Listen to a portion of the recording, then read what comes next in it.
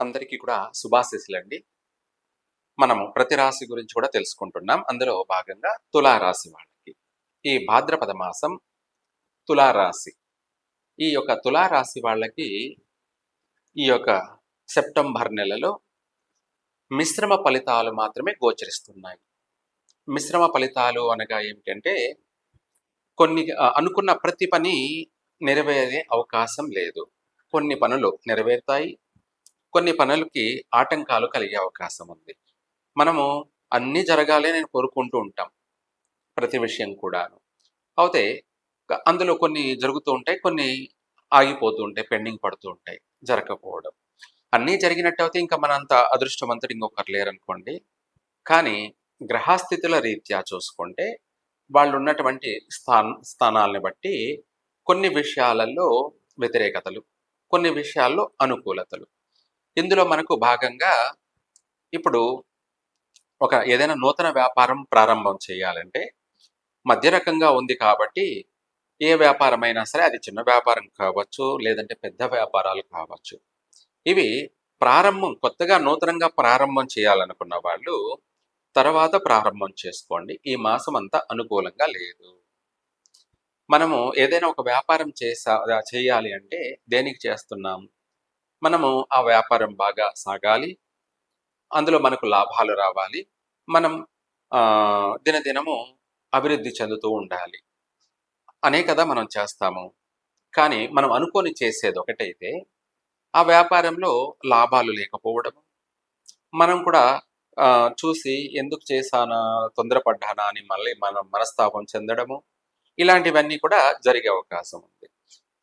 అంటే దీర్ఘకాలికంగా మనకు లాభాలు అనేది రాకపోవడం, మళ్ళీ ఎప్పుడైనా సరే ఆ ప్రారంభించిన వ్యాపారం మళ్ళీ మధ్యలో తీసివేయడం కూడా జరుగుతూ ఉంటుంది. మనం చాలామంది చూస్తుంటాం కదా! ఏవేవో ఎక్స్‌పెక్టేషన్ చేసి, ఆలోచించి తొందరపాటుగా వ్యాపారాలు పెడుతుంటారు. కలిసొచ్చిందనుకోండి చేస్తుంటారు. కలిసి రాలేదనుకోండి మళ్ళీ నష్టపోయి తీసేస్తూ ఉంటారు. అలా చేయకుండా మనం ఒక పని చేశామంటే ఒక ప్రణాళికగా, ఒక ప్లాన్‌గా మన జీవితంలో స్థిరపడేటువంటి మార్గం కావాలి. ఆ మార్గం ఏమిటంటే మనం వెనక ముందు అయినా సరే కొంచెం ఆలస్యమైనా, ఒక అడుగు ఆలస్యమైనా మనం చేసే పని కలిసి రావాలి. మనము మన కుటుంబం అంతా కూడా అభివృద్ధి చెందాలి అంటే తొందరపాట్లు పనికిరావు.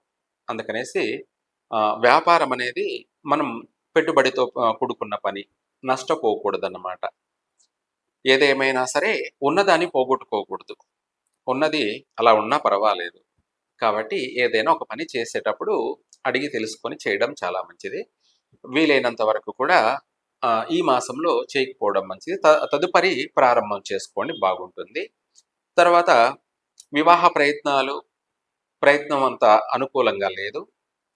అలాగే పెళ్లి పెళ్లి చూపులు జరిగినా కూడా మళ్ళీ మధ్యలో ఆగిపోయేటువంటి అవకాశాలు కనపడుతున్నాయి. అందుకనేసి ఈ యొక్క ప్రయత్నం కూడా చేయకపోవడం మంచిది. ఆల్రెడీ ముందు నుంచే ప్రారంభం చేసినటువంటి వాళ్ళు కూడా కొంచెం పోస్ట్‌పోన్ చేసుకోండి బాగుంటుంది. అలాగే వీటితో పాటు విదేశాలకి వెళ్ళాలనుకున్నటువంటి వాళ్ళకి కూడా కొంత పోస్ట్‌పోన్ చేసుకోవడం మంచిది. ఉద్యోగ విషయాల్లో వీళ్ళకు బదిలీ జరిగే అవకాశం ఉంది. స్థాన చలనం జరిగే అవకాశం ఉంది. ఉద్యోగం చేస్తున్న లో వాళ్ళని ఎక్కడికైనా ట్రాన్స్‌ఫర్ చేసేటువంటి ఇది ఉంది. లేదా నివాసం ఉంటున్నటువంటి వాళ్ళు కూడా స్థానచలనం జరిగేటువంటి ప్రభావం ఉంది. ఉద్యోగరీత్యా స్థానచలనం జరిగే అవకాశం కూడా ఉంది. వీటితో పాటు ఈ యొక్క సంతాన విషయంలో ఈ యొక్క తులారాశి వాళ్ళకి సంతాన విషయంలో కొంత వ్యతిరేకతలు కూడా ఉన్నాయి. ఆటంకాలు ఉన్నాయి.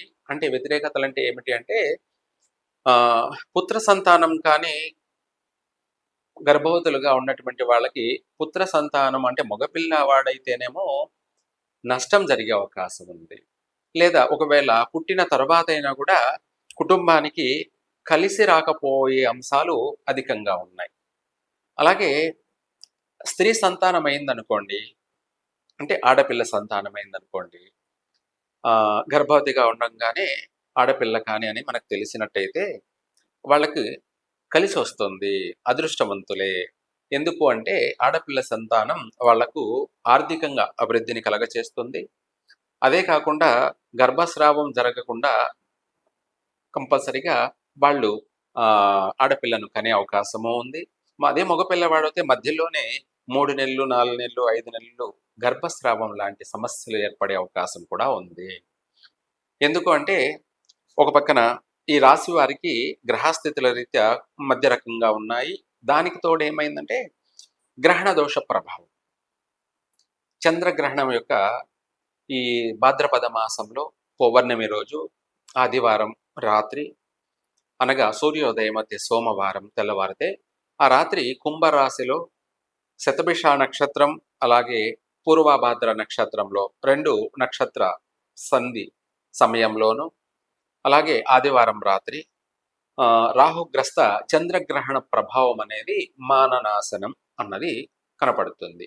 అంటే వీళ్ళకి అధికంగా అవమానాలు, ఎంత మంచి పనులు చేసినా, ఎంత మంచిగా మాట్లాడినా కూడా ఎదుటి వాళ్లతో వీళ్లకు మాట పట్టింపులు, నిందలు, అవమానాలు వీళ్ళకు అధికంగా కనపడుతున్నాయి.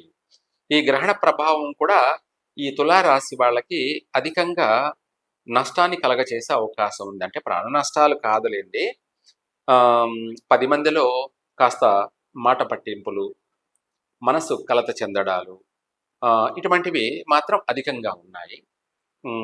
విలువ లేకపోవడం, గౌరవం లేకపోవడం, 10 మందిలో కాస్త చిన్న చూపు అనేది పలచన కావడం, ఇటువంటివి అన్నీ కూడా అధికంగా ఉన్నాయి. అది ఇంట్లో కుటుంబ సభ్యులతోనైనా కావచ్చు, లేదంటే బయట వ్యక్తులతో కావచ్చు, ఇరుగు పొరుగు వాళ్ళతో కావచ్చు, లేదంటే మనం చేసేటువంటి ఉద్యోగ రంగంలో అధికారులతో కావచ్చు, తోటి ఉద్యోగస్తులతో కావచ్చు, ఇటువంటి వాళ్ళతో కూడా మాట పట్టింపులు అధికంగా వచ్చే అవకాశం ఉంది. అందుకనేసి ఈ రాశి వాళ్ళు వీలైనంత వరకు కూడా ప్రజా ఆకర్షణ పొందాలి. ప్రజా ఆకర్షణ అంటే మనకు చుట్టూ ఉన్న వాళ్ళందరూ కూడా మిత్రులైతే ఇంకా మనకు ఏ లోటుపాట్లు ఉండవు.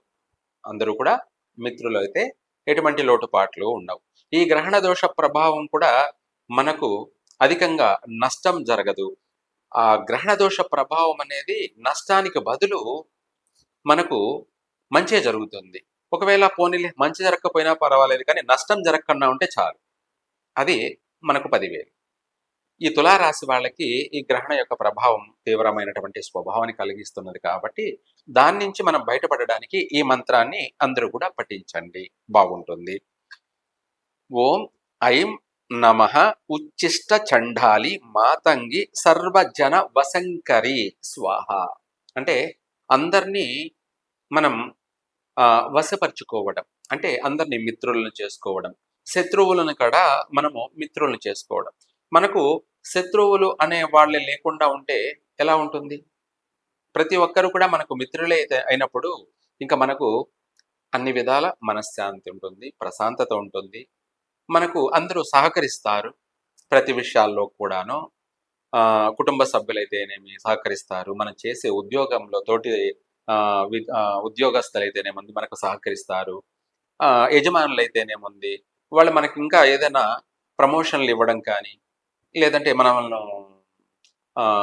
మెప్పించడం కానీ, లేదా ఇదే కాకుండా మనకు సన్మానాలు సత్కారాలు కానీ ఇలా కూడా జరిగే అవకాశం కూడా ఉంది. ఏదైనా సరే మనం ఆలోచించే విధానం, మనం నడుచుకునే విధానం, ఈ రెండే చాలా ముఖ్యమైనటువంటివి. కాబట్టి ఈ రాశి వాళ్ళు ఈ మంత్రాన్ని పఠించండి. ఇంకా వీలైతే కూడా అప్పుడప్పుడు మంగళవారం కానీ శుక్రవారం కానీ అమ్మవారికి లక్ష్మీదేవికి ఎర్ర పూలు తీసుకొని ఒక 108 పూలు, ఒక్కొక్క పువ్వుతోటి ఒక్కొక్క అష్టోత్తరం చేసుకుంటూ ఆ లక్ష్మీదేవికి మీరు అష్టోత్తరానికి ఒక్కొక్క పువ్వును సమర్పించుకుంటూ అలా చేశారంటే మీ జీవితం 3 పువ్వులు 6 కాయలు. తులారాశి వారికి ఈ భాద్రపద మాసం సెప్టెంబర్ నెలంతా కూడా, ఈ నెల మాత్రమే కలిసి రావడం కాదు, ఇలా చేసినప్పుడు మీకు ఇంకా ప్రతి మాసం కూడా బాగానే ఉంటుంది, కలిసే వస్తుందండి. సర్వే జన సుఖినో భవంతు.